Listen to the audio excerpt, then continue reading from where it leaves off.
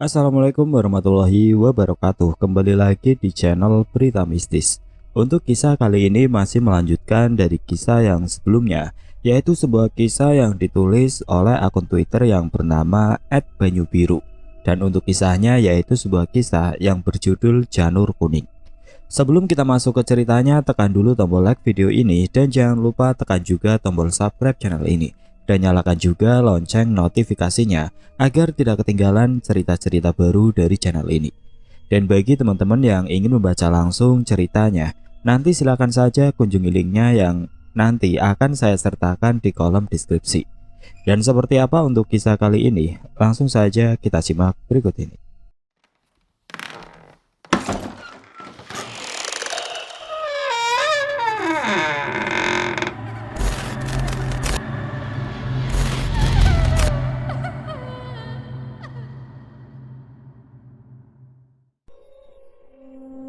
Pagi telah tiba.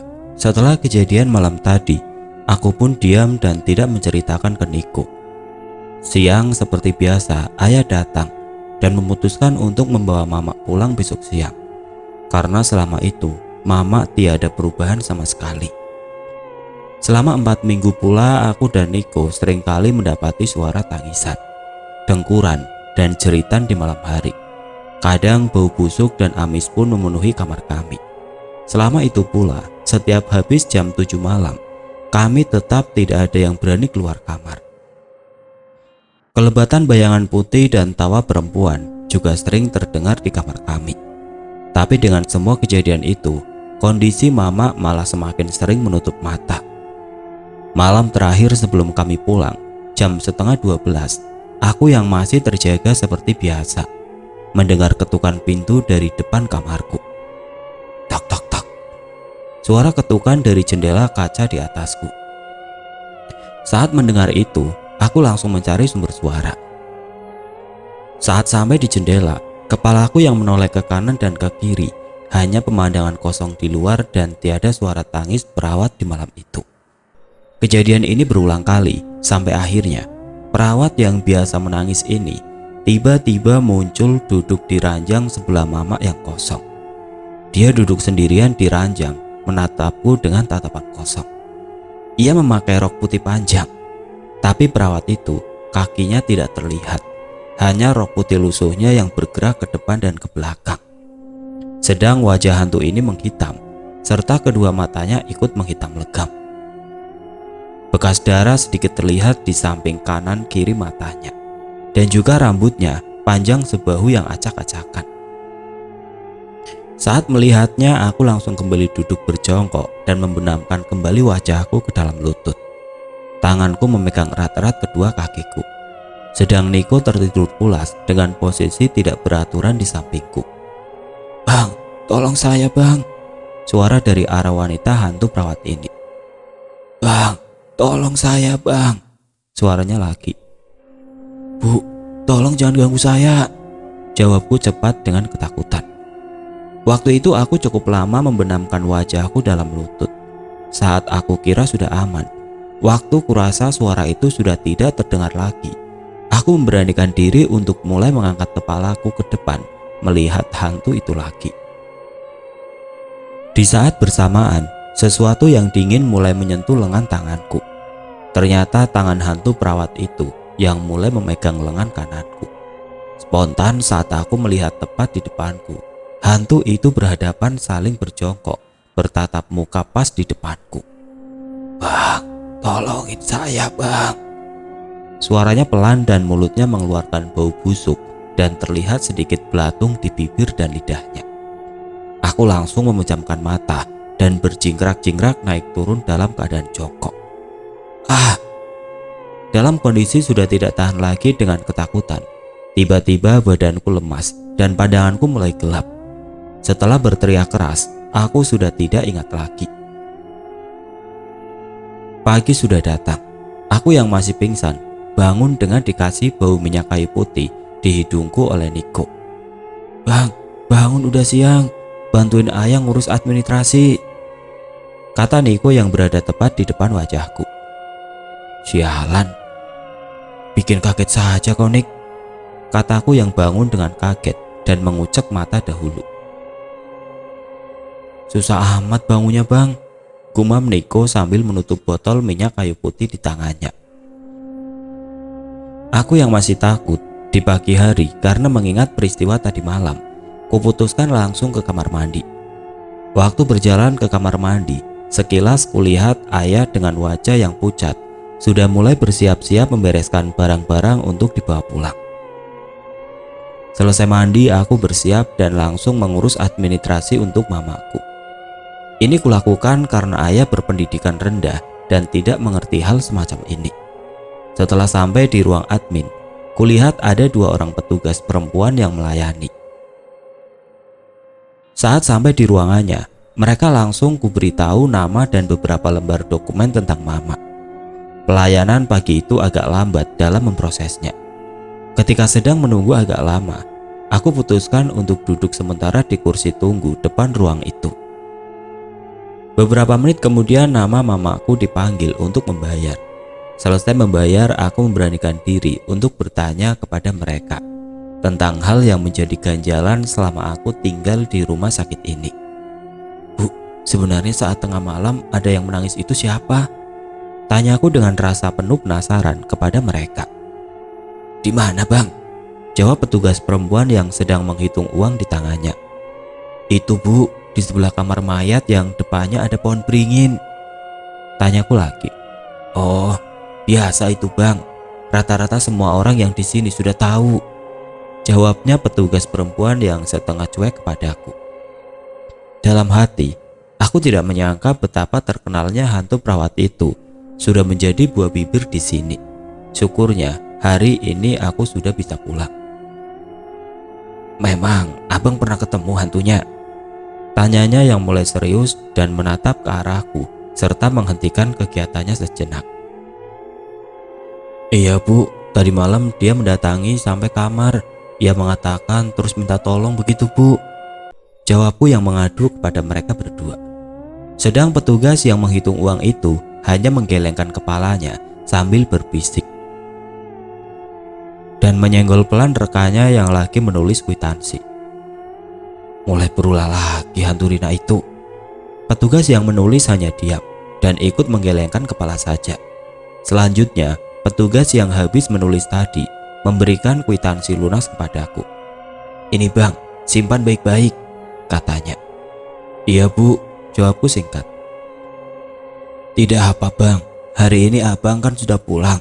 Jadi nanti malam abang sudah tidak dengar lagi tangis mantan rekan kami yang sudah menjadi hantu itu," sahut petugas perempuan yang sebelumnya menghitung uang tadi. Aku hanya menatap heran dan penuh tanda tanya mengapa juga hal demikian mereka jadi terbiasa dengan keadaan ini. Tanpa pikir panjang, kakiku berjalan langsung kembali ke kamar dan membuang rasa takut akan tangisan hantu itu. Aku ingin secepatnya membawa mama untuk cepat pulang. Sampai di kamar, ternyata semua barang tertata rapi dan sudah siap untuk pulang. "Ayo bang," kata ayah mengajakku pulang. Akhirnya kami semua keluar ditemani 2 petugas pria yang mengantar dengan mendorong ranjang mama sampai depan rumah sakit. Saat kami semua sudah masuk mobil, perasaanku mulai lega dan sedikit tenang. Beberapa jam kemudian kami semua sudah sampai rumah. Sesampainya kami secara umum, beberapa tetangga dekat dan jauh mulai datang untuk menjenguk mama. Tapi namanya di pedalaman, tetangga yang dekat serta jauh pun cuma sedikit. Waktu menjelang sore, para penjenguk di rumah sudah mulai pulang satu persatu. Sampai akhirnya jam 7 malam, rumah kami kembali sepi seperti biasa. Waktu beranjak malam, suasana dan sikap ayah semakin aneh. Tapi aku tidak tahu apa penyebabnya. Padahal ayah tiap hari juga tidur di rumah. Malam itu kami berempat tidur di ruang tengah dengan posisi berjajar rapi lesehan beralaskan kasur. Posisinya aku berbaring di sebelah kanan mama serta ayah, sedang Niko di samping kirinya. Saat punggungku mulai menyentuh kasur, langsung terasa nyaman dan berharap bisa tidur lelap malam ini karena lama tidak tidur di kasur. Kulihat dalam tidur terlentang, jam dinding sudah menunjukkan waktu pukul 10 malam. Sekilas kuamati mereka dari samping yang sudah lelah bersiap tidur tanpa memasang selimut. Sesaat mata mulai terpejam. Tangan ayah mengelus pelan pundak kananku. "Bang, sudah ngantuk?" kata ayah lirik. "Iya ya," jawabku sambil menguap. "Kalau ada apa-apa di rumah ini, jangan dihiraukan. Atau setidaknya abang beritahu ayah," terang ayah. "Memang ada apa ya?" tanyaku penasaran sembari menahan kantuk. "Gini bang, sejak ayah di rumah sendirian, banyak penampakan dan suara-suara aneh di rumah bang," jawab ayah yang membuatku takut. Mungkin nasibku habis di rumah sakit sebulan diganggu dengan hantu perawat. Di rumah malah ditakuti lagi sama ayah. Aku gak habis pikir apa yang sebenarnya terjadi di rumah ini. "Tapi tenang saja bang, ada ayah juga di sini. Besok abang sama Niko sekolah saja. Biar besok ayah yang jaga mama," perintah ayah. Ya, juga aku sudah lama gak sekolah, hanya beberapa kali dijenguk sama teman. Tapi guru-guru sama Intan juga tidak ada kabar sama sekali dalam sebulan ini. "Iya ya," jawabku langsung membetulkan posisi untuk mulai tidur dengan nyaman. Di saat tidurku sangat lelap, sayup-sayup aku mendengar suara pelan dari kamar mandi. Ada suara air dari kran. Suara ini cukup lama ku dengar, tapi setelah itu berhenti. Dan setelah itu suaranya muncul kembali. Suara ini berulang kali dari kamar mandi, seolah-olah kran itu dibuat mainan. Dalam keadaan setengah sadar, aku berpikir ada salah satu anggotaku yang ke kamar mandi. Tapi setelah aku sedikit membangunkan kepalaku, dengan menoleh ke kanan dan ke kiri, kulihat semua anggota keluargaku masih lengkap tidur di kamar tengah ini. Dalam keadaan terjaga sendirian dan perasaan takut, akhirnya aku biarkan saja dan melanjutkan untuk tidur kembali. Nyanyian kokok ayam mulai terdengar di pagi hari selesai subuh. Aku yang terbangun bersiap dengan cepat untuk memulai kegiatan di pagi hari. Hari itu aku kembali sekolah dengan Niko. Sewaktu di sekolah, aku sempat berpapasan dengan Intan, tapi ia seolah tidak mengenalku sama sekali. Sikap dan pandangannya sudah berbeda, padahal dulu ia selalu ingin tahu apa yang aku lakukan sehari-hari, lenyap seketika. Sikap dan perubahan yang aneh dari Intan membuat diriku berpikir untuk tahu diri dan segera mencoba untuk melupakannya meski rasa sesak di dada. Waktu pulang sekolah, kegiatanku seperti biasa dengan menjemput Niko lebih dulu dan kami pulang bersama. Setelah sampai di rumah, aku langsung merawat mama seperti biasa. Setelah itu aku tetap di rumah dan kegiatan rutinku dulu sehabis pulang sekolah mulai aku tinggalkan.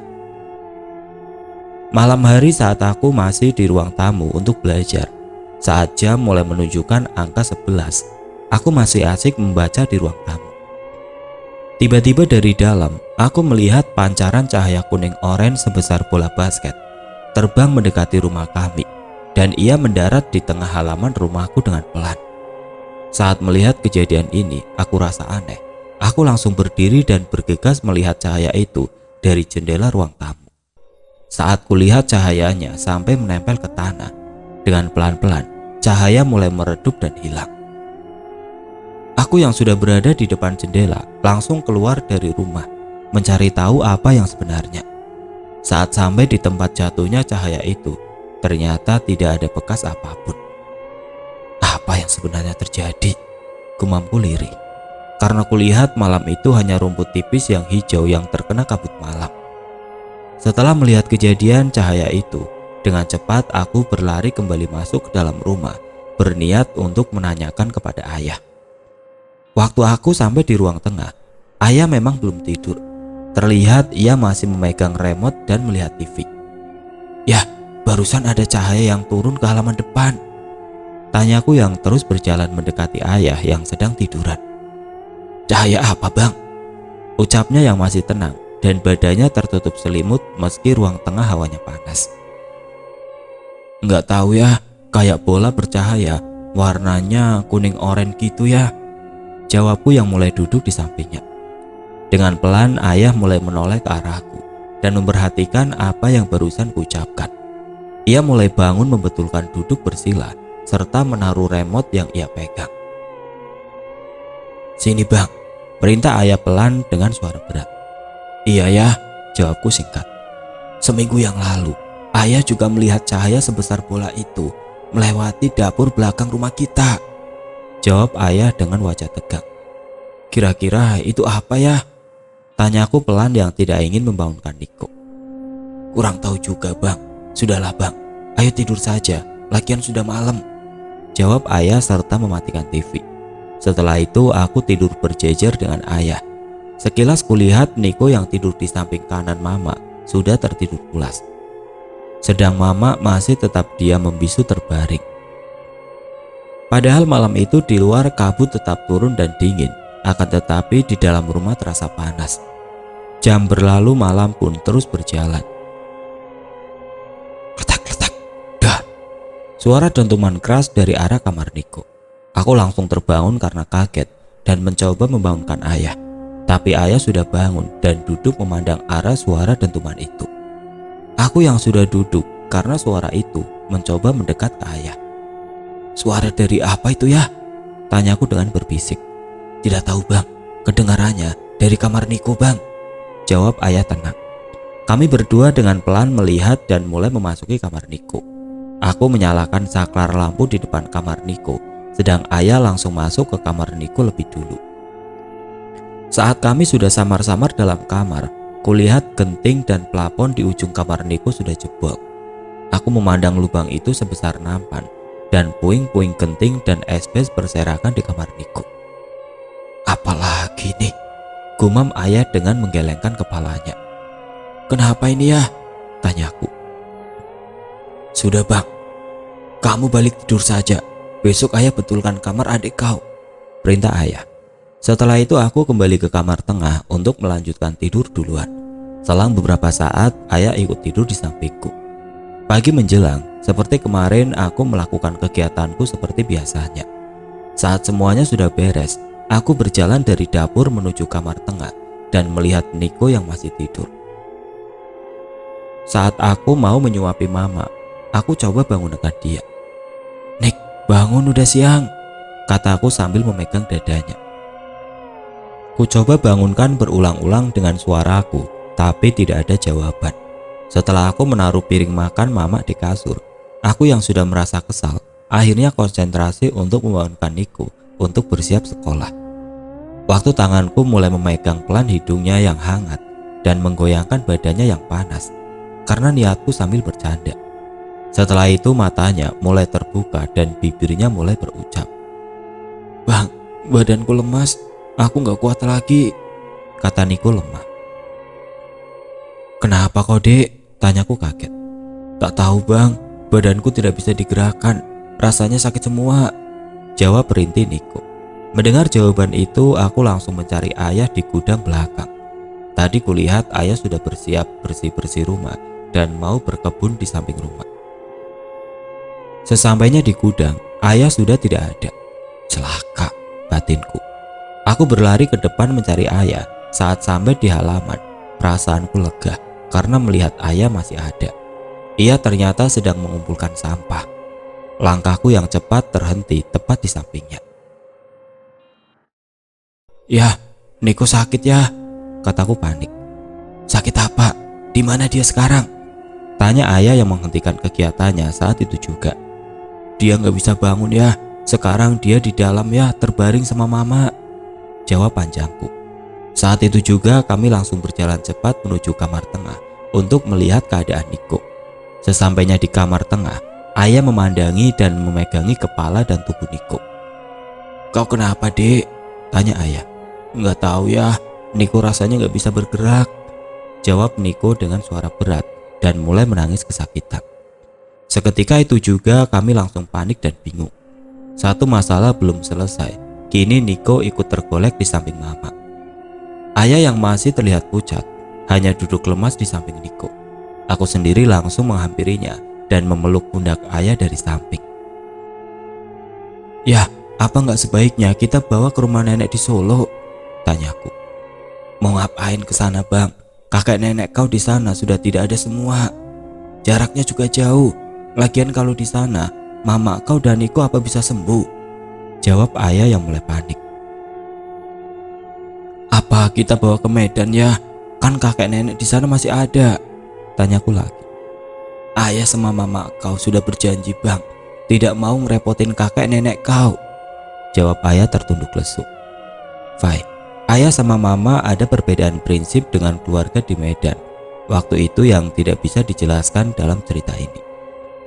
Kita bawa saja ke dokter ya bang, sekalian mama kau diajak pula, pinta ayah.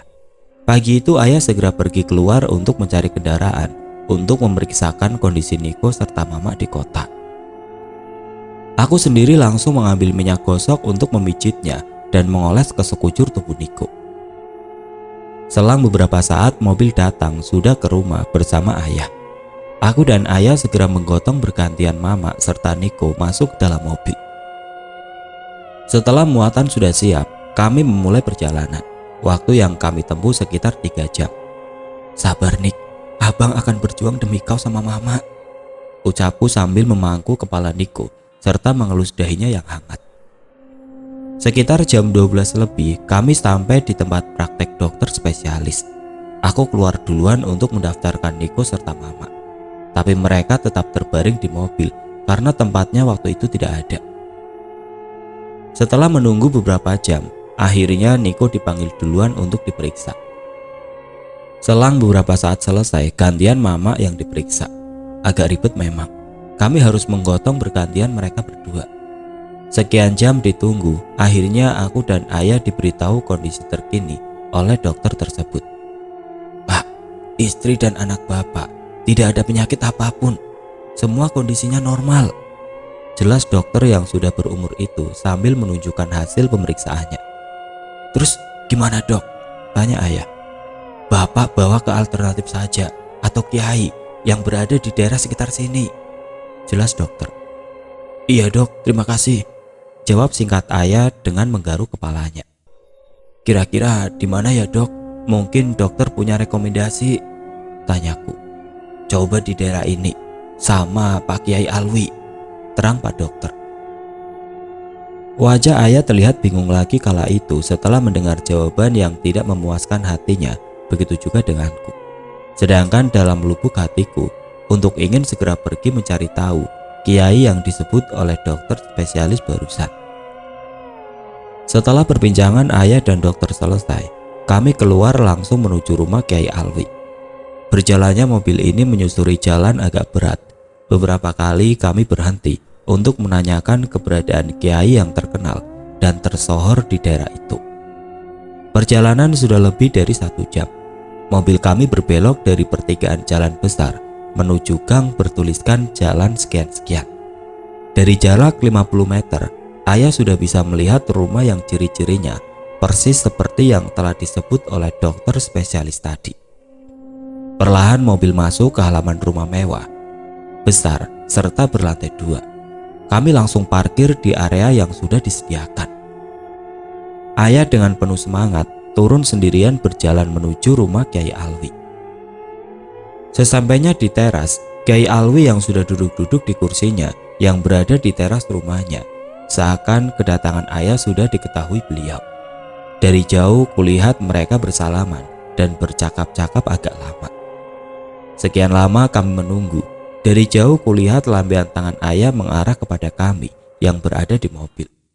Ia menandakan untuk menyuruh menurunkan mama dan Niko yang masih berada dalam mobil dan menyuruh kami membawa ke dalam ruangan di samping ayah berada.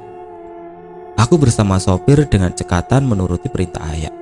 Mulai kuturunkan dan menggotong Niko masuk ke ruangan khusus di rumah Kiai Alwi terlebih dahulu. Setelah itu bergantian mama yang kami pindah ke ruangan khusus itu. Dengan nafas masih ngos-ngosan, kami semua duduk di lantai untuk istirahat dan langsung meminum air kemasan yang sudah disuguhkan. Sedang ayah yang baru datang langsung melihat keadaan mama dan Niko. Wajah sedih serta kondisi ayah mulai tidak sehat yang terlihat. Ayah hanya mengelus rambut mama serta Niko sebagai bukti ia menyimpan kesedihan yang mendalam saat berada di antara dipan mereka. Ia mulai mencium kening Niko yang masih bisa bicara dan merasakan rintihan kesakitannya. "Sabar dek," kata ayah dengan suara sedih. Hanya anggukan kecil dari Niko yang ia beri kepada ayah. Tidak lama kemudian Kiai Alwi dari balik pintu mulai muncul. Kiai yang rambutnya sudah beruban penuh, berjenggot panjang memutih, serta memakai pakaian gamis putih seperti syekh dari negeri padang pasir. Ia mulai mendekat ke arah ayah, dibantu tongkat untuk menyangga tubuhnya yang sudah rentah. Sedang di belakangnya ada 5 pemuda pengabdi Kiai Alwi yang mengikuti. Dari tempat dudukku yang di lantai, aku dengar mereka bercakap. "Bagaimana ini semua bisa terjadi, Pak Wijaya?" tanya Kiai Alwi dengan memandangi Niko dan Mama, serta ia mengelus dadanya melihat keprihatinan pada keluarga kami.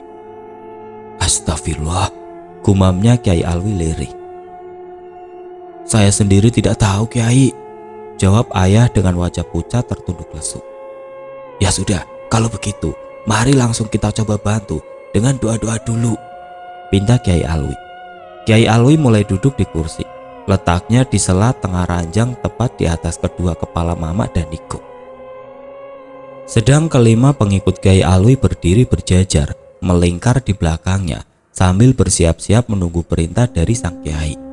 Acara ruqyah dimulai dengan basmalah. Setelah itu Kiai Alwi matanya mulai terpejam, serta kedua tangannya mengarah tepat di antara kepala Mama dan Niko.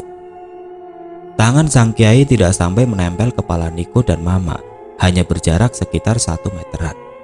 Setelah selesai mendiagnosa, ia kembalikan tangannya ke posisi semula, dan ia melambaikan tangan kepada pengikut yang berada di sampingnya. Selang beberapa saat, Kiai memberi arahan kepada kepala pengikutnya. Pemuda itu berjalan mendekat dengan pelan, serta memiringkan kepalanya dan mendekatkan telinganya ke bibir Kiai Alwi. Lantas ia berbisik pelan, sampai aku pun yang duduk bersama sopir tidak mendengarnya. Setelah mendapatkan arahan dari pimpinan pengikut Kiai Alwi, mereka langsung ambil posisi dan mulai membaca mantra masing-masing secara bersamaan. Sedang sang Kiai dengan pelan menyandarkan tongkatnya di paha kirinya, karena tangannya dipakai menengadah ke atas untuk berdoa.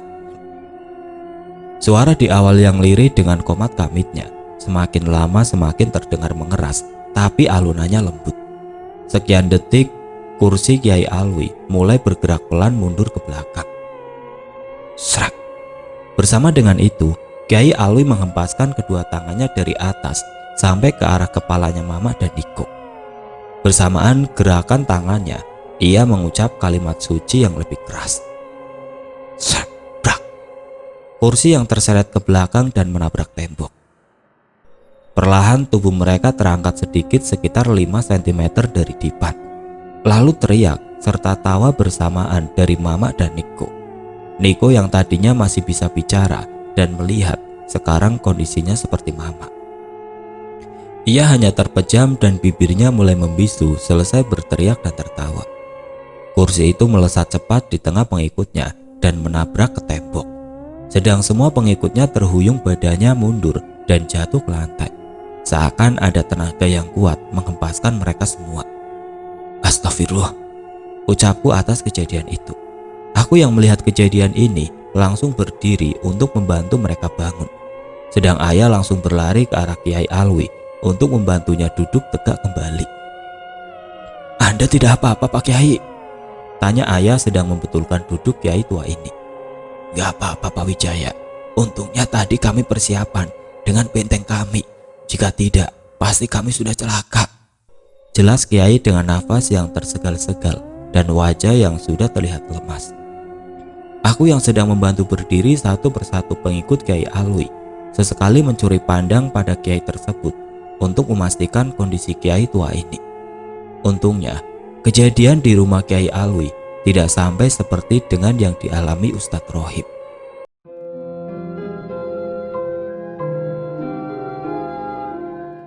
Oke teman-teman, sampai di sini dulu ceritanya. Nantikan kelanjutan kisah ini di video berikutnya. Agar tidak ketinggalan, klik tombol subscribe channel ini dan nyalakan lonceng notifikasinya. Wassalamualaikum warahmatullahi wabarakatuh.